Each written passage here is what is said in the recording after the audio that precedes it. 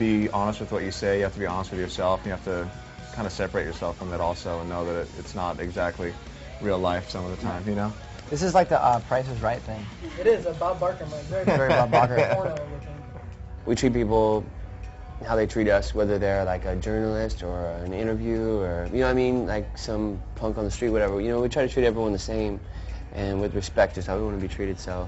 But we never really think like, God, man, we got to make like the press love us or, you know what I mean, like, we just be ourselves, you know what I mean? Yeah. I think that's the best thing at the end of the day. Congratulations on the birth.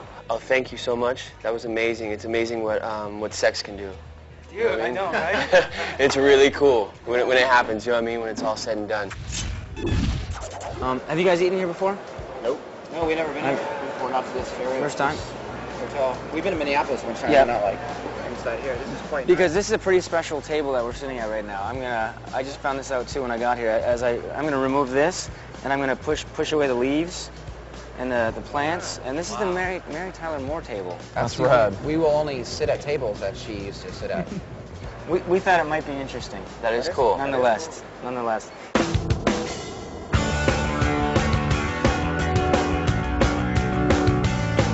I was in Chicago yesterday with you guys in Minnesota today, and I'm exhausted. I don't know how you guys do it. Like, Once you get your momentum up, you kind of get used to it. I guess once you get on stage, or once you're there sound checking. Sound check, I'm usually really like tired. Usually I wake up around 9 or 10 or something. Oh, you guys are wonderful. This is Doug. Doug probably already slept with your girlfriend. Here's an old one. It goes like this. This is kind of how it is, yeah. That's just kind of what tour is. Yeah, I went to bed last night at 4, and then I couldn't fall asleep. Like, we got to the hotel at like 7 o'clock this morning. I couldn't fall asleep for like 3 hours after that. At the end of the day, it's a release for us, I think, you know what I mean, like emotionally, and I don't know, you just kind of like let some energy out, you know what I mean, so it's definitely that. It's like therapeutic, I think. It's like cooking or painting, you know, when you make a record, and now we get to go out there and kind of like show it to everybody, you know what I mean, so it's exciting. You see new kids, they're going crazy, shows are small, and there's like 1,000 people instead of 10,000, 20,000 people, so, I mean, everything just feeds the fire, it's cool. That's the best part of being in a band by far. That's like why we started being in a band in the first place, is to play live music. And especially on this tour where you come back into these small clubs and you just feel the energy. It's so immediate. You start playing songs and the people are right there. You can see their faces. It's not like so much separation. It's a lot more personal. It's a lot more immediate. I love it. It's fun. On and on, reckless abandon, something's wrong. This is gonna shock them, nothing to. We'll use this song.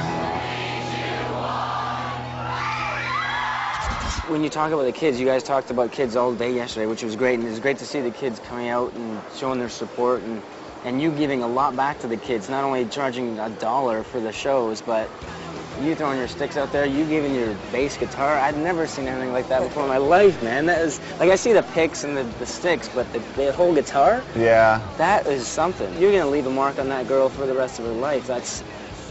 I hope so. That'd be cool if that's true. It's crazy. It's just insane. I don't even know how to express what I'm thinking right now. What would you like to say to him if he's watching right now?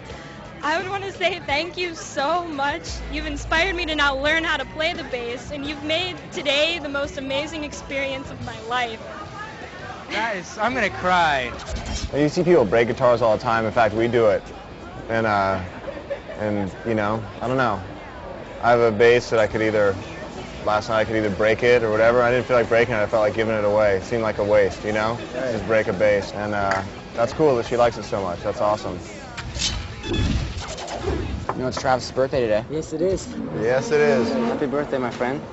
Thank you. How do you celebrate? I don't know, man. It's weird. I'm away from home. I was here last year at this exact same time, playing this exact same club last year. Minnesota? Weird, yeah. So I plan on playing a show and then celebrating after a show, and then going home to my girl tomorrow and my baby, you know? It's so crazy. I don't like to talk about it because I've been gone for 10 days, and I'm going crazy that I can't be with him right now. So I just like constantly play drums or whatever, go hang out with the boys. But it's hard, you know what I mean? He's literally like 25 days old. And I had to leave. It was the hardest thing I've ever done in my entire life. But it's cool, you know what I mean? He's got to understand his dad plays the drums. And he's a little hoodlum, you know what I mean? And that's who your dad is. He goes and plays the drums and writes songs and plays music and does his deal, and that, you know what I mean? And hopefully our next tour he'll be along with me, you know? It's just a rad part of your life. It's like you hear about it all your life, that you know, when you have a kid, it's insane, and you're gonna love it, whatever.